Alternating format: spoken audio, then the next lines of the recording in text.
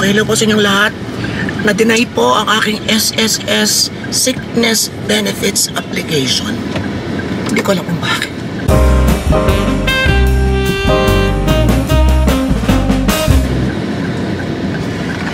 So, kumpleto naman. Nakatanggap ako ng email kahapon. And so, napunta kami rin sa kung saan ako unang na ospital. Pero ang sabi nila, ando na raw sa mga papeles sa sinapit namin. So, babalik kami sa SSS. Sa timarin ulit ang nag-asikaso ng ating mga papeles, ang SSS. At baka maaayos kung ano pa talaga. Ay, naku, ang hirap. Yung mga tulong na talagang para sa inyo bilang mamamayang Pilipino na nagbabayad sa mga ahensya ay hindi makakuha ng madali. At ang dami-daming hinihingi. So ito yung email na natanggap ko.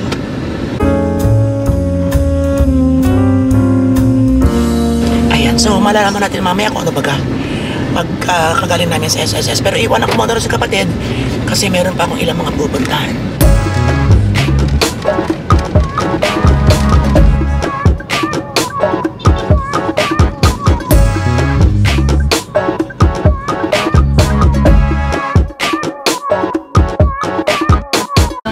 So natanggap ko na ngayon sa email. You have successfully submitted your sickness benefit application to SSS on May 7. Hindi pa rin sigurado ito, ate. Bukod pa yung approval. So successful lamang yung pag-upload natin. Okay. So mahalaga ay meron naman tayo hinihintay.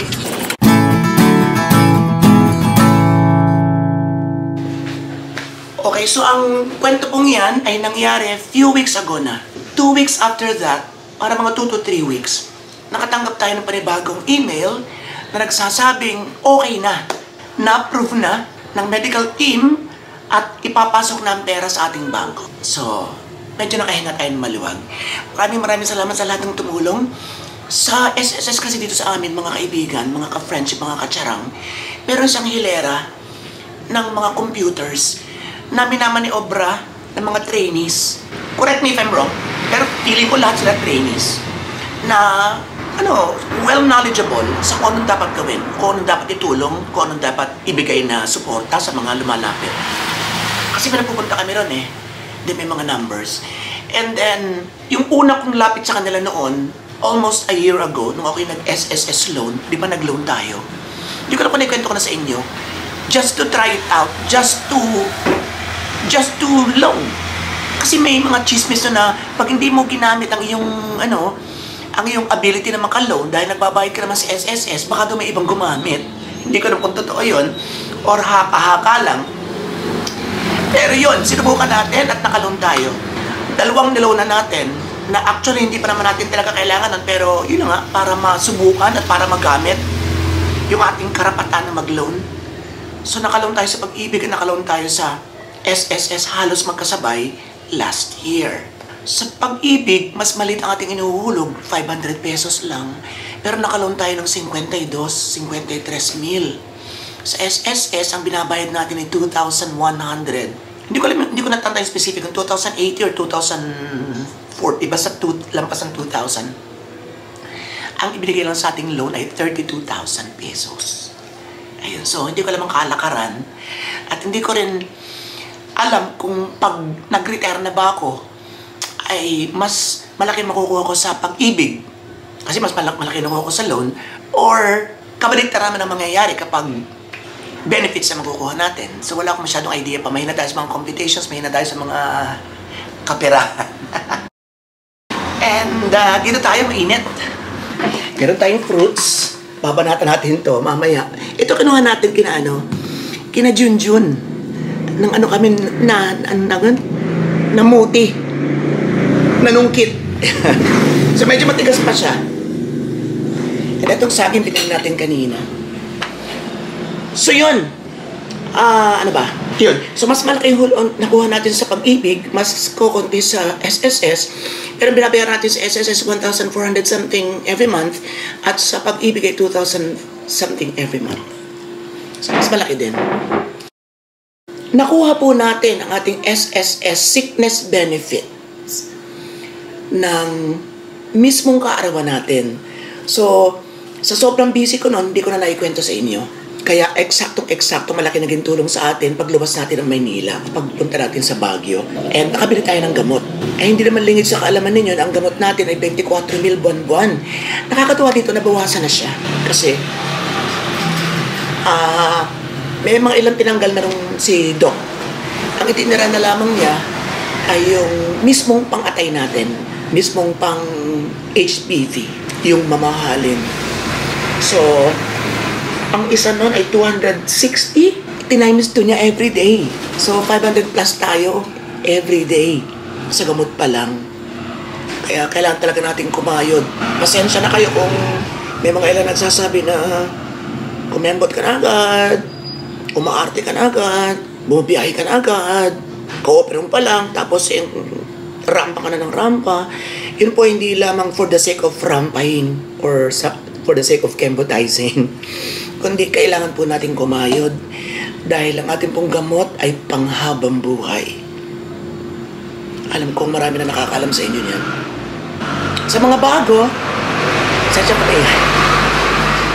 sa mga bago, meron po tayong hepatitis B virus.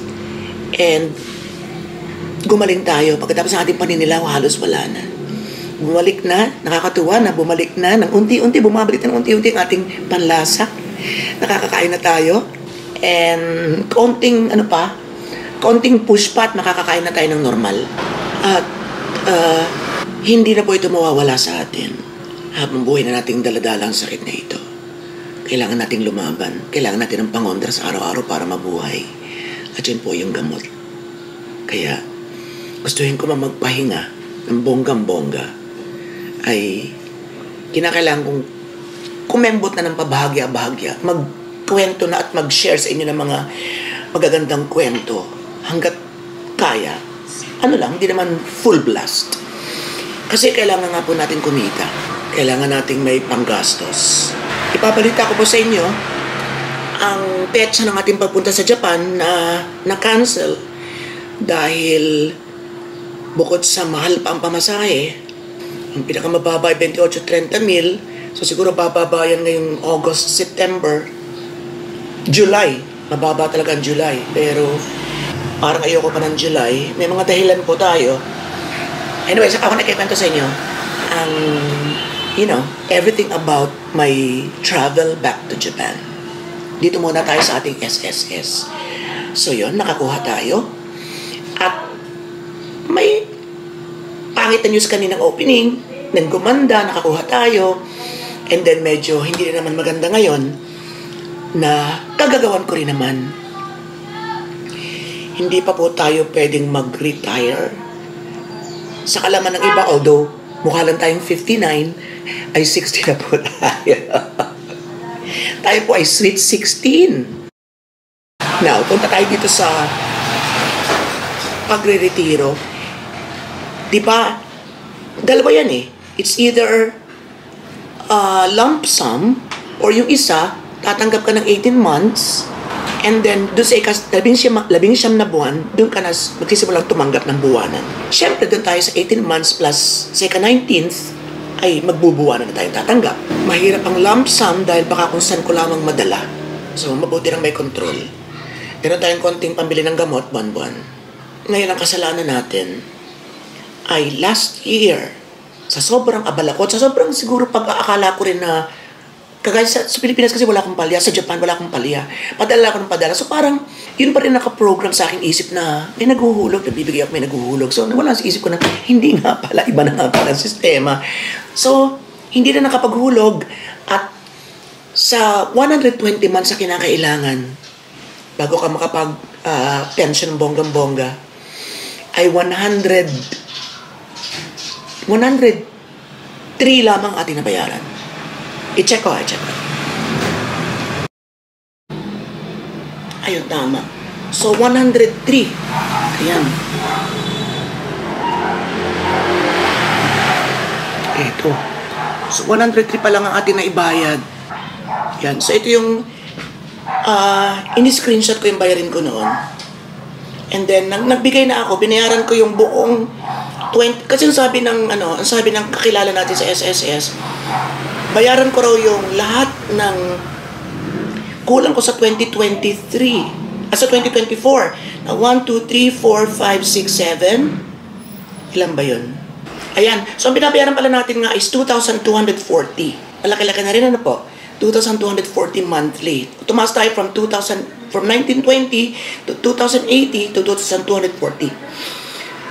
Ngayon, dun sa bali 120, di ba? 103 hindi natin nabayaran. 103 ating nabayaran, so meron pang 17. Ayan, so nagbayad po tayo ng 9 na buwan na 20,000. And then yung natitira, ilan pa yung natitira? 17, di 8 months pa. Pwede raw po natin bayaran sa 2025 at tatanggap tayo, makakapag-retire ng May or June 2025. So, kailangan mabayaran natin ng January. Siguro, tatanungin ko rin sila kung pwedeng bayaran ko na pag may dumating akong maganda-gandang pera ngayong katapusan ng buwang ito. Para, kung di ba natin malahat, at least konti na lang. So, yun. So, kasalanan natin. Kaya tayo napabigla ng ganito. So, yung nakuha natin, parang yung nakuha natin sa SSS na benefits, parang doon lang natin na ibigay. Parang gano'n. At least may pambigay. At least nabigyan na natin. Konti na lang.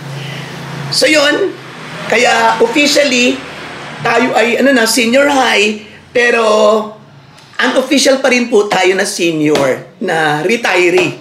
Dahil wala pa tayong makuha ang pensyon sa SSS. Pero okay lang. Kaya naman talaga kailangan i-welcome yung mga consequences ng iyong action. Lalo na yung mga hindi magagandang mga ginawa mo. So para hindi masakit sa dibdib, para komportable ka, para happy pa rin.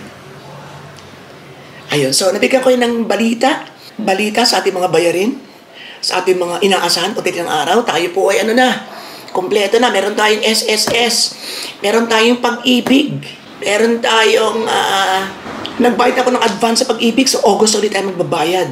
And then meron na tayong St. Peter. Okay na. And then kumuha pa tayo ng isa pang insurance, pandagdag doon na pwedeng transferable. Di ba pwedeng ibigay sa iba na mas mangangailangan kung alam mo na, in case walang-wala sila. So may beneficiary ako doon sa isang insurance. And then meron na tayong, lahat naman tayo himlay, di ba? Tagal ko na sinabi sa inyo yan. And meron na rin tayo, kasama tayo ng inay. Actually, 3 kami. So, yung hinihimlay ng inay, dun din po tayo. Inay binili ko para sa aming 2. And ang tatay na sa ibang sementeryo, kinuha ko yung buto, nilagay ko ron. Para, 3 kami. Okay, so wala na po tayo halos alalahanin yung pangsakit lang natin. Ay, nako. Ano pa, may nakalimutan pa ba? Wala na ang ating kotse. Kailan na lang? 10 months na lang. Diba? Malaking kaluwagan po kasi ang binabayad natin sa kotse ay kulang-kulang 25,000 or 25,000 every month. Kaya konting kayod pa, konting tiis pa at magkakaroon tayo ng kotse hanggat hindi ko pa siya bayad ay hindi ko pa masasabing meron akong kotse. So, meron tayong ginagamit na kotse pero hindi ko pa pwedeng sabihin meron na akong nabiling kotse kasi hindi pa. Tayo naman prangkahan lang at saka with humility. So maraming salamat po sa inyong lahat. Wala pa tayong mga mensahe. And marami pa tayong mga balita. Ano nang nangyari? Sa nakabangga sa aking kotse? Nagkabayaran na ba? Etc. At ang mga kembot natin sa mga nakaraang araw, marami tayong mga ginudge, mga naging hurado tayo. Diyan po sa mga ganyan, sa mga activities, mga ganyan, may mga pumapasok din po sa atin. Dahil nagagamit natin ang ating talino, ang ating skills, ang ating kaalaman para maibahagi sa iba. At yun nga sa ibang contest para mahusgahan sila according sa ating kakayahan at ating kaalaman sa isang specific na larangan. Yun. So maraming salamat po sa inyong lahat. This is your friend Robato. Sa Eric Gudugo sa mabuhay lahat ng Pinoy sa masulog ng world. The pathology pa more and more and more. Thank you.